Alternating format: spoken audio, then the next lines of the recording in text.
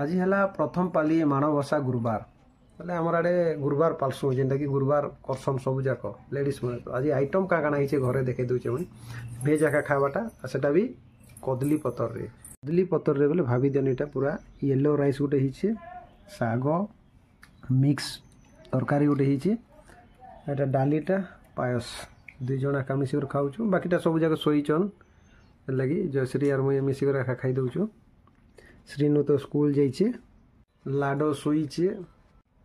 मुग डाली संगे ऐसे येलो राइस खाइले बहुत बढ़िया लगसी मके तो काका के केमती लगुचे मत कोई नहीं पारे बहुत भल लगसी मके भी आर किए नहीं सी आज गुरुवार बोली करी कदली पतर रे खाऊन समस्ते आ पूरा भेज खाना खाऊन मोके टिके कमेंट करदेवे खाई भी देखमा केमती लगुचे बोली करी आर